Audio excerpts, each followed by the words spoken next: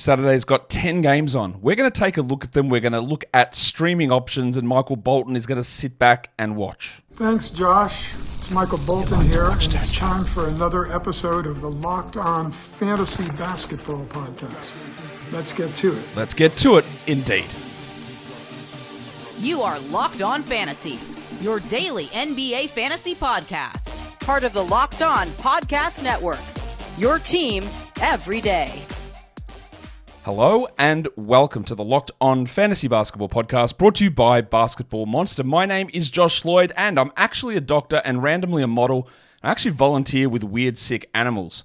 I'm also the lead fantasy analyst at basketballmonster.com, and you can find me on Twitter, as always, at redrock_bball, on TikTok at redrock_bball, and on Instagram at Locked On Fantasy Basketball. Today's episode is brought to you by FanDuel. Get the season started with a big return on FanDuel. With your first $5 bet, you will get $200 in bonus bets guaranteed. Go to FanDuel.com to get started. Your favorite podcast also now has a newsletter. The Locked On Podcast Network's newsletters. For whatever your favorite team is, we've got them. Go to LockedOnDaily.com. Every one of those newsletters has a little bit of a chunk from me in there as well. But get the updates on your favorite team at LockedOnDaily.com. Thank you for making Locked On Fantasy Basketball your first listen every day. You know what to do. You double bang and your thumb and all that stuff. Quick explainer of what we're doing today. This show, I would like if I release this maybe 2 hours later. But there are life and family commitments also. I cannot work 150 hours a week doing this. I wish I could. No, maybe I don't, because I would die probably. Is that a bad thing? Who knows? But I've got my son's baseball that starts, he's playing baseball again this season, and we've got a game this morning, so I record this one a little bit earlier. Most days, most weeks during the season, I will not have a recap of Friday's games. Again, Friday's games, that recap is a Saturday afternoon, Saturday night for me. It is my weekend. I do have a family and all that sort of stuff as well. There is a 50-50 chance we will get a recap for today's games, for Friday's 10 games today. So be aware of that. If not, there's always a written recap that I do on basketballmonster.com for members. That will always be there. You might get a recap show today. I am not sure. But that is what happens across the weekend for me with family commitments and all that sort of stuff. So just giving you that heads up, because someone will come in and complain. The other thing that something else happened, people go, where are the pregame shows? This season, I've decided not to do the pregame shows for a couple of reasons. Number one is a time commitment thing for me as well. Like I obviously do a lot of work, and it's not a huge amount of work, and it wasn't a massive amount of prep, but it was just taking that sort of extra half an hour to 45 minutes out of the day where I was doing other things. The actual people that watching those shows, I appreciate you guys that did. It was very, very low compared to everything else. It wasn't something that was necessarily a part of the network anyway, and I just didn't want myself to be recording 4 shows every morning and then another one at night and risk a burnout feeling and not covering everything else the way that I needed to do it. So just a couple of sort of season updates if you're asking that question. I might do the occasional pregame show. I doubt it, but at this point I'm not doing them, so I do apologize for that. And there is a fairly good chance we get a Friday recap for the 10 games today. Now, that's out of the way. Sorry for the waffle. 10 games on Saturday. Now, this is a tougher one. It's always going to be a tougher one when we're doing these sort of look-aheads. And I try to give you as much advance notice on doing these look-aheads so you can sort of plan and see what you're looking for and make moves in advance. Because I'd say half of the teams playing on Saturday also play on Friday. So you'll see things crop up on Friday, injuries that occur, interesting rotation changes. All that will happen, and then we'll have to react to that after those games. The next question I pose to you, what do you think the first lineup change will be for the season? Because we've had 2 teams that have played 2 games, and they didn't change their lineup at all. Every team has now played 1 game. Who's going to be the first team? Well, the obvious one is the Pelicans, because DeJounte Murray will not play. But is there going to be another team that makes a switch before that? Interesting. Drop it in the comments to see what you think. Let's talk about these games. There are 10 of them. The first one, a reminder for this as well, if you are in Locked On Fantasy Basketball Bowl, the second waiver processing time is going to change for Saturday's games because we do have an early game. This is let me work out the time in my head. I believe this is a weird 5 p.m. Eastern tip. I think it's 5 p.m. Eastern. It is the Clippers going to Denver, so it's at 4 p.m. Central. What the hell time is that? Why have I got that game on? Anyway, that's happening. The Clippers and the Nuggets. The Nuggets are 10-point favorites in this one. All right, yeah, sure, they were super impressive in game one.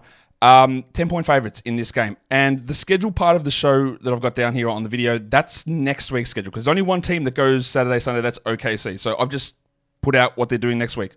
The Clippers, after playing Saturday, they don't play Sunday, Monday, or Tuesday. 3 days off. So they go Wednesday, Thursday, Saturday. Another reason why it's harder to hold on to like a Kevin Porter. Now, when you get to the middle of next week, there's 3 games in 4 nights. A bit more interesting. For Denver, they go Monday, Tuesday, Friday, Saturday. So 2 sets of back-to-backs next week. The only injuries we have at this point are that Kawhi Leonard is out. We know that. And Big Mo Bamba is... I'll put him... Well, I don't have the official update on this. I think he's going to be questionable. I don't think it matters either way. I want to watch Zubats today for the Clippers. There are some, again, who believe that Bamba is good. They are wrong. But we want to see whether Ty Lue played the extra minutes to Zubats because Bamba was out. God, I hope that is not the reason. I don't think it is. I think Zubats will get the minutes irrespective, but we need to see it. For the Nuggets, Christian Braun. Amazing first game.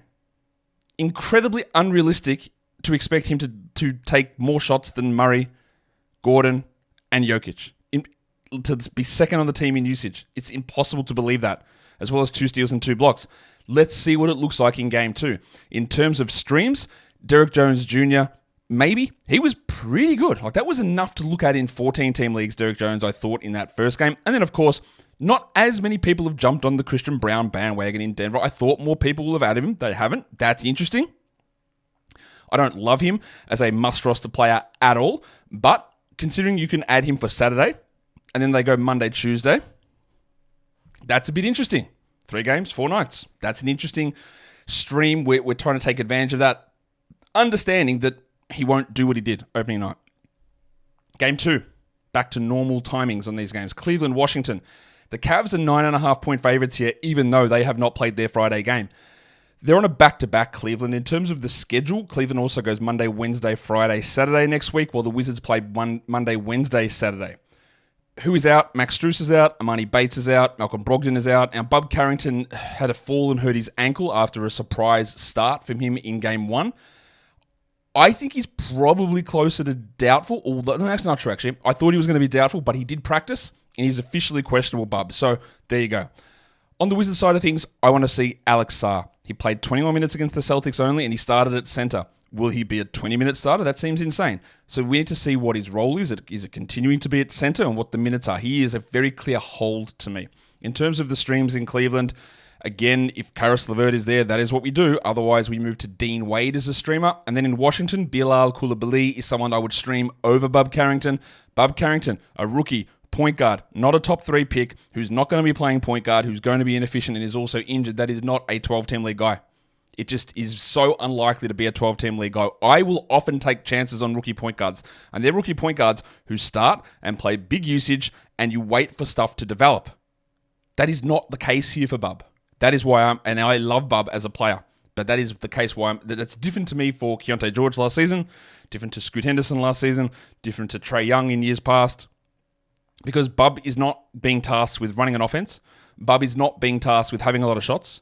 He's not. So that is not as appealing for a rookie point guard, also one who's injured, and we didn't expect him to start anyway.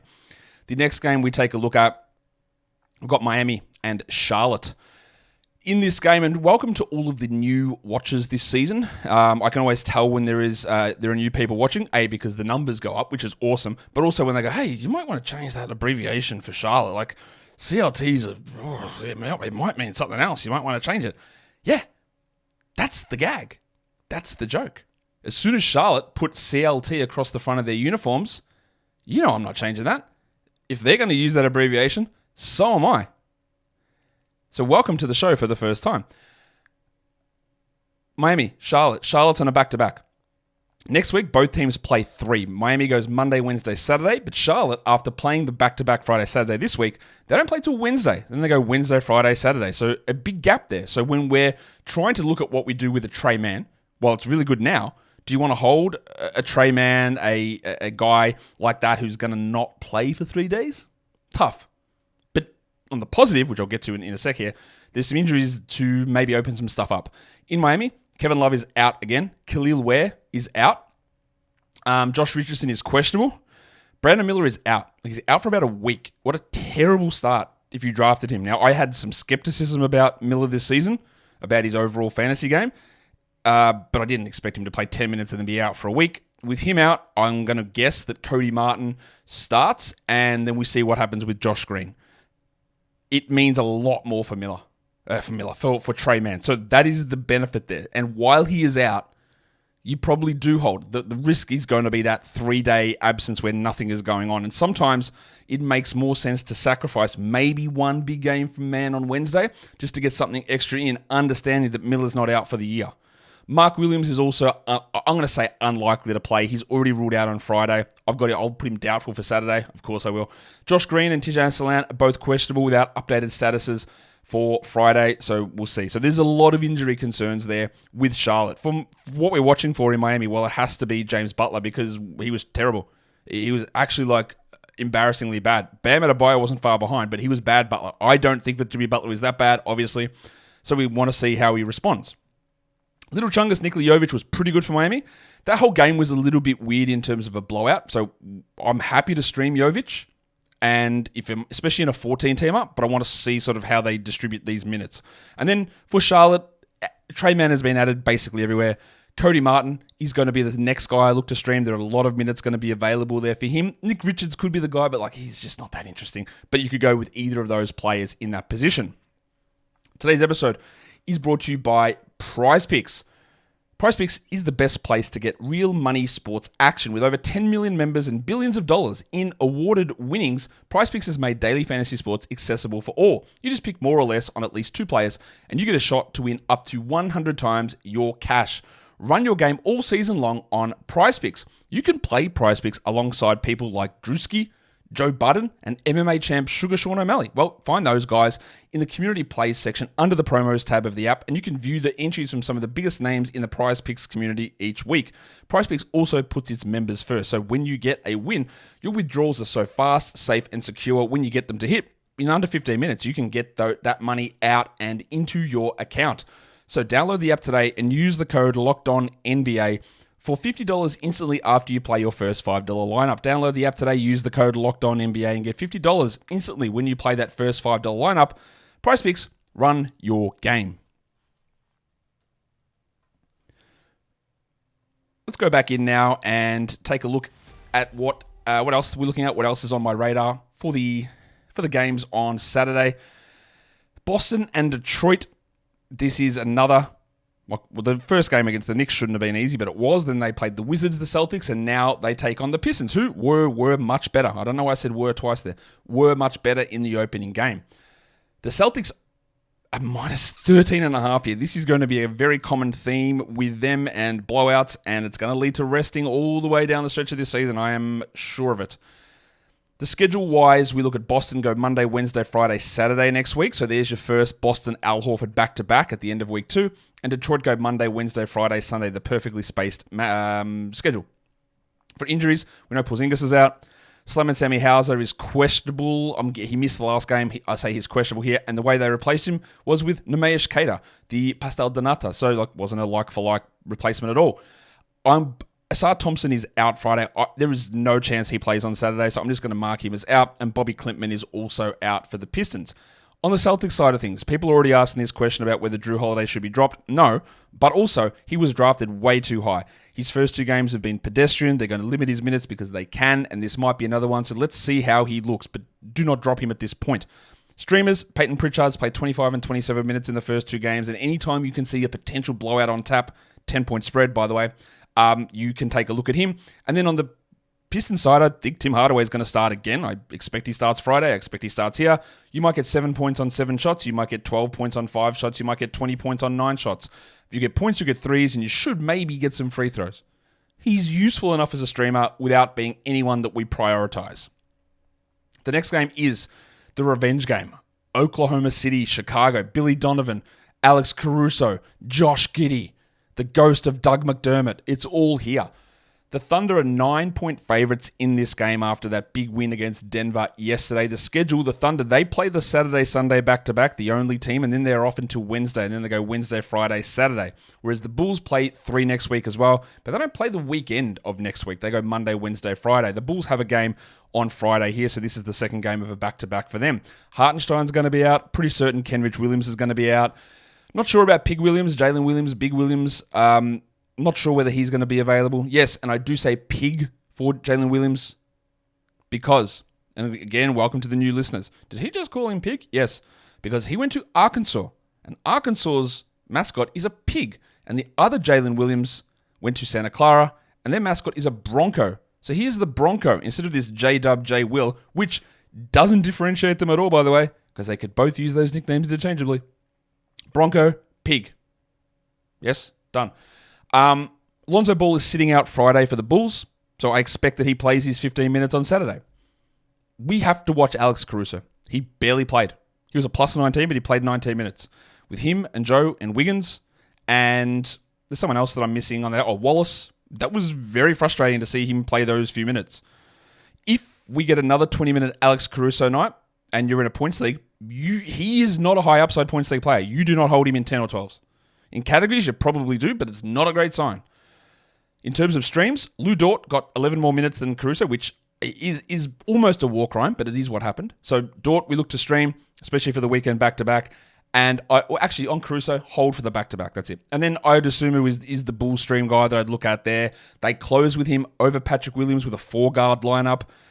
I think this Bulls team is going to be terrible, but on a positive note, fast pace, so their opponents are going to score a lot, and we'll see what they do. In this one up against the old Thunder, Orlando and Memphis is your next game. Both of these teams are playing Friday, so it's a double back-to-back. Love a back-to-back. It's always good for quality basketball. And then next week, the Magic go Monday, Wednesday, Friday, Sunday, and the Grizzlies go Monday, Wednesday, Thursday, Saturday. So they've got a really tight, compressed schedule here, the Grizzlies. John Isaac is questionable for Friday. I don't think that he plays both of these games with a sore hip and with his history, so just keep an eye. If he plays Friday, he'll almost definitely sit Saturday. If he misses Friday, he probably plays on Saturday. The Grizzlies are still going to be without G.G. Jackson, Vince Williams, and Luke Kennard. Jaren Jackson is doubtful for Friday. It's a hamstring injury. There's a small chance he plays Saturday, but I would think you're more likely to see Jaren play on Monday, would be my guess. In terms of stream, guys, I think Mo Wagner is an interesting stream for Orlando. You could have Kentavious Caldwell-Pope there as well, depending on what you're looking for. And then in Memphis, Santi Aldama has been grabbed in most spots, but if old mate Jaren actually plays, Aldama's value drops. You can look to Brandon Clark, who's also horrible on opening night, but yeah, those stream guys lose appeal if Jaren does play. I don't think he will, but if he does, they do lose appeal. Let's take a look at the next game of the day. We're talking about the Toronto Raptors going to take on the Minnesota Timberwolves. This is a back-to-back for Toronto, and they have 4 games next week. They go Monday, Wednesday, Friday, Saturday. For the Wolves, only a 3-gamer next week, and after playing Saturday, they're not on until Tuesday and then till Friday. So that is pretty light on. They go Tuesday, Friday, Saturday, Minnesota. Who's out? Kelly Olynyk's out, Jacoby Walters out, Bruce Brown is out. Now, both Rowan Barrett and Emmanuel Quickley are doubtful for Friday. I think that Barrett's shoulder injury will probably keep him out Saturday, and I would expect, given that they want to lose, that they will keep Quickley out on Saturday also. Not confirmed at all, but I think we'll have the basically same injury report for Toronto for Friday and Saturday. So let's keep an eye on it. What do I want to watch on Minnesota? It has to be Dante DiVincenzo. I was in the minority where I thought that the role for him in Minnesota was worse than in New York. I was in the minority in terms of people looking at him as this really high-end option who was going to play 30-plus minutes and cook. And the first 2 games so far, I would say that I am correct, but it is early on. So I'm not making a judgment on that. We want to see how he gets used. How do they continue with Mike Conley? Does DiVincenzo do more than shoot and sometimes they go in? Because again, DiVincenzo is almost the perfect, not quite because there are other ones, encapsulation of whatever happened last year is what has happened of all time and what will always happen in the future. Because DiVincenzo was never considered this player in Golden State or any other spots. But everyone's now going, well, he's awesome. He's got to do this. He's the best player. He's a top 50 NBA player. Like, okay, well, can we settle? Right? We just, at this point, he is a 12-team league guy, a back-end guy, and we just need to sort of see where it goes. But we need to watch it. In terms of stream, guys, because I'm expecting Emmanuel quickly to be out, and we'll get more information on this on Friday. Davion Mitchell's the stream, but it might end up being Jamal Shed. And yeah, Jaden McDaniels will always be streamable for Minnesota. Not someone you always want to hold, and he's going to be up and down. We know this, but he's always at least in consideration to be a stream guy. Today's episode is also brought to you by FanDuel. You can start the season, whatever season it is, with a big return on FanDuel, America's #1 sportsbook. You can be watching a game. You can be getting a hunch and seeing something develop.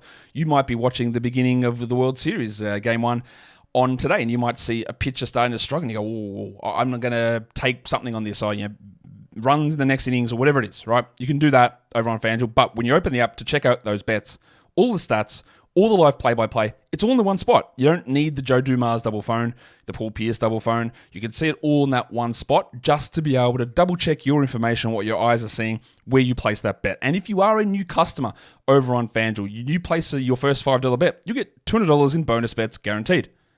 It's so easy. Go and check out the NBA futures, the NBA games, the World Series, NFL. It is all there over at FanDuel. But of course, when you go to FanDuel.com, you get started. Please, please, please, don't forget to gamble responsibly. Okay. We've got a couple more games to cover off here. Houston and San Antonio. Now, when I'm doing these game previews, I'm going to try and put the odds for games where I see them. Just so it gives you an idea if something's a little bit weird or something seems odd to me. And we called that out on Thursday's games with both the Nuggets line, which was insane, and the Kings line. Got them both right. I'm not saying we're always going to be right, because we're obviously not. Houston's only 1.5 point favorites against the Spurs. I know it's on the road in San Antonio, but the Spurs might be bad. And I know the Rockets lost to the Hornets, but that seems low. 1.5. We'll see. That seems low. The last time these two teams matched up, I think Şengün absolutely cooked Wembanyama. So, that seems off. The Rockets have 3 games next week, Monday, Thursday, Saturday. The Spurs go 4, Monday, Wednesday, Thursday, Saturday. Watch that back-to-back in the middle there for Chris Paul. This is a back-to-back for Houston, so I guess that's a part of those odds there too, so watch that. While the Spurs, I want to see what happens with Keldon Johnson, because he didn't take any shots. He barely played any minutes. He got more minutes than Julian Champagnie. And remember last season, a few minutes, sorry, don't know if I said more. Last season, Champagnie would start and Johnson would come off the bench, but Champagnie would play 20 minutes and Johnson would play 29. It flipped. It was like 28 to 24 in game 1. Is that what's happening? Because if so, look, we do not roster Keldon Johnson because he's bad, and he only has appeal for his scoring anyway, and if he's only playing 24 minutes, then there's no point in that. But we need to watch that. In terms of streams, Tari Eason always has the ability to go 8 and 8 with 2 steals and a block in 15 minutes. The minutes for him are going to be tough. And honestly, Houston needs to start having a conversation about what the hell is going on with Jabari Smith, and maybe Tari Eason is better in there. Although Eason and Şengün, not a good shooting combo. But regardless, they got some questions to answer. And for the Spurs, I thought more people were added Julian Champagnie. He still qualifies as a streamable guy. So yeah, do it. It's going to only last until Devin Vassell comes back, most likely, and it might actually just stop after this game, and he might play 22 and Johnson plays 29. Absolutely, definitely a possibility. I think Champagnie is a better player than Keldon Johnson, so we'll see whether Popovich agrees on that or not. In terms of injuries, I don't expect Steven Adams to play. He's out on Friday. He's got a calf strain. Don't think he plays Saturday. There is a distinct chance Steven Adams, one of my favorite players in the league, his body might be giving up on him. There's a real big chance in that, so we hope it isn't the case, but let's see. Dylan Brooks and Cam Whitmore both probable for Friday, so we expect that they go on Saturday, and then Devin Vassell will remain out for the San Antonio Spurs. Dallas and Phoenix is the 9th game of the day. We saw Dallas' season debut yesterday. They go with 4 games next week, Monday, Tuesday, Thursday, Sunday, whereas Phoenix has 3, Monday, Thursday, and Saturday. Dante Exum is out. I don't think that Josh Okogie is going to play for the Suns. He's out on Friday. Don't expect him to play. Don't think he'd play minutes anyway. While Grayson Allen and Bradley Beal are both probable. Now, they're probable for Friday. I think that given the way that Allen is limping around with his Achilles and it's a back-to-back, I've put him there as probable. I think there is a chance that Allen plays Friday and sits Saturday. I think I probably should have listed him as, without an official designation, using my designation as questionable. But I'm telling you that audio-wise. Dallas is 1.5 point favorites here against the Suns team on a back-to-back. And I think Dallas is better. Also, a little fishy. We'll see. We want to watch Derek Lively. Big minutes last game. But Gafford had 5 fouls in 18 or 19 minutes. But is that the plan from Jason Kidd? I doubt it. Will Gafford continue to start? Will he mix it up every game? This is what I meant to say in the recap yesterday, where Jason Kidd is just infuriating. Where someone said to him, "Hey, how do you feel about going with a 3-guard lineup? Your starting 3-guard lineup: Doncic, Irving, and Clay." Right? And he goes, "What are you talking about? We don't have a 3-guard lineup. Luka's a forward." Okay, is he? That's cool. My counter to that would have been, "Okay, Jason, that's cool. So how did you work last season running a 3-forward starting lineup?" Because they would start Derek Jones Jr., they would start Luka Doncic and PJ Washington. So either way, you the way you're talking and you're saying it's crazy to suggest, no, we've got to have 2 guards and 2 forwards. Well, last season you ran 3 forwards. So which is it, my guy? It's an I'm just watching the same as you. He's just an infuriating coach. Stream guys, Jaden Hardy impressed. Played the bulk of those backup minutes, even though Grimes came in first. Hardy was ahead of Dinwiddie very clearly. He's an interesting stream guy. And then Royce O'Neal, he's never going to excite you, but 9 points, 2 threes, a block, a steal, 4 rebounds, 2 assists. That sort of stuff is accumulative stuff. And they closed the game with him. We also obviously really want to watch to see what the hell happens with Yusuf Nurkic, but I already told you we're watching that for Friday's game as well. The last game on Saturday is the Sacramento Kings taking on the LA Lakers. So, what are we paying attention? Well, let's look at the schedule first. The Kings go Monday, Tuesday, Friday, Saturday next week, so that's a pair of back-to-backs. Well, the Lakers only a 3-gamer with no weekend action. They go Monday, Wednesday, Friday next week. Injury-wise, Devin Carter is out for the Kings. Jared Vanderbilt and Christian Wood, the Crucifix, are both out for the Lakers. I doubt that Christian Koloko is available. He's still returning from the blood clot issue, which, again, we are very worried about Asar Thompson and when he's returning. Jalen Hood-Schifino is out on Friday, so I'll list him questionable here. Well, Jackson Hayes is probable for Friday, so I'll put him probable again. If they don't have him, they don't have another center. So, yeah, he really needs to be out there. What do I want to watch for the Kings? DeMar DeRozan. Because both he and Keegan Murray played 43 minutes, which is honestly it's terrible coaching. So, how does Mike Brown adjust? How does it, because he took a lot of mid-ranges, DeMar. He didn't shoot well. He got to the line a lot. He didn't get the assist numbers we're used to. So, again, the fit stuff here is still a big question mark. In terms of streams, it probably is Fanapants Kevin Huerter. I cannot believe that they started this guy and that they made Keon Ellis their 3rd-string shooting guard. The fact that they don't play Malik Monk 32 minutes is absolute coaching malpractice. It is malpractice. But Huerter probably is the stream guy, which I don't feel good about. And for the Lakers, it's probably Jackson Hayes. You might get 6 rebounds and a block on 60% shooting. Not very high-end guys. It's not, but you could look at, Rui's been added in too many leagues for that to be a thing. You could look at Dalton Connect if you believe that he's going to do a little bit more, but it's not guaranteed with that either way. So the only back-to-back across the weekend is the Oklahoma City Thunder, so they're the guys you're looking for on that Saturday to Sunday combination. But let's get chunky. Let's talk about what's happening the next 5 days, Saturday through to Wednesday. All of the players on this list have got 3 games in the next 5 days. So if you're looking to take advantage of using your waiver ads to get some more guys in, these are all here. Dyson Daniels, the fact that he still qualifies here and under 50% rostered is absolutely crazy. Daniels just needs to be grabbed everywhere. What are you actually doing? Ben Simmons and Al Horford are also on this list. I get the concerns with them. They are also not high scorers, so people also think that means they're bad. They are worth the grab for 3 games in 5 nights. Jeremy Sohan and Karis LeVert and Malik Monk, all 50% or under rostered. Now, again, I might have to adjust some of these numbers because of the way that Yahoo did 2 things. They changed their default public leagues to 10-team points leagues, which, again, insane decision. And B, they also tricked a bunch of people into joining drafts by having these weird banners that would pop up, and if you hit it, you immediately just jumped into a league without even knowing it.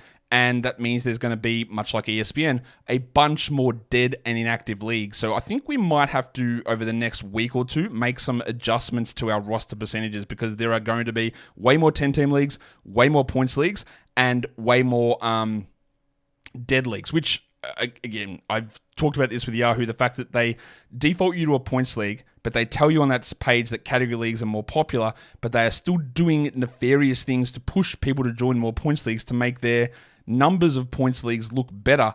For what end, I've got no idea. When the data tells them that category leagues are more popular, they're trying to manipulate the data to make it seem like points leagues are more popular. I don't get it. I don't get it. But anyway, we might have to make an adjustment on how we approach these roster percentages, because more points leagues, more shallow leagues, more dead leagues.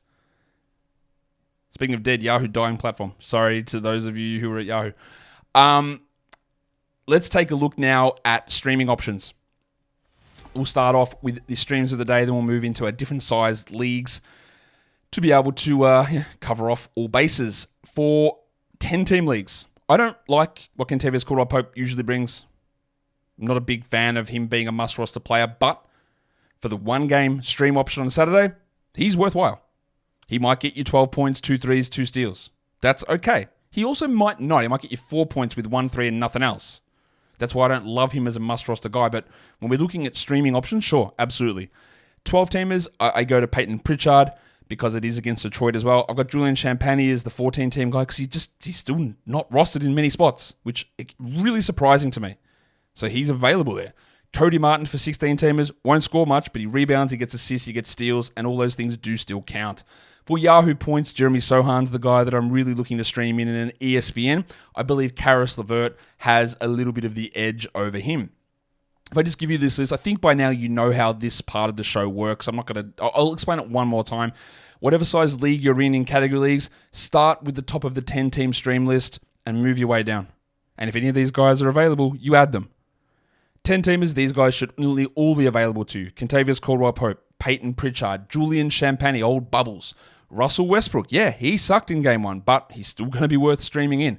Cody Martin and Bilal Coulibaly.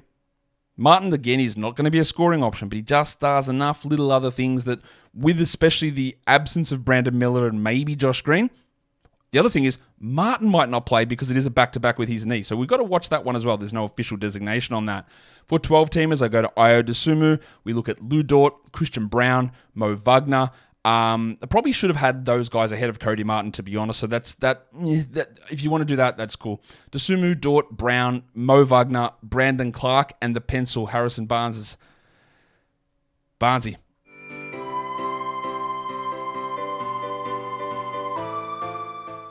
For the 12-teamers, let's take a look at deeper leagues. So these are 14-team and above. We've got Royce O'Neal here. We've got Patrick Williams desperately clawing onto his starting spot. Luke Cornett, Derek Jones Jr., Trey Jones, and Corey Kispert. And we're going to finish it off with some points league streaming. For Yahoo Points, the top 6 guys I'm looking at that are 50% plus available: Jeremy Sohan, Karis LeVert, Alex Sarr, Wendell Carter Jr., Malik Monk, somehow available, and Russell Westbrook. And then lastly, for ESPN Points, some similar names, but we actually got some differences here. Number 1 is LeVert, followed by Sohan, Horford, Malik Monk, Alex Sarr, and Peyton Pritchard. And that is your Saturday preview. 10 games on. Remember, early game.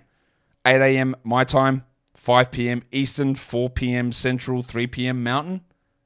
Weird time.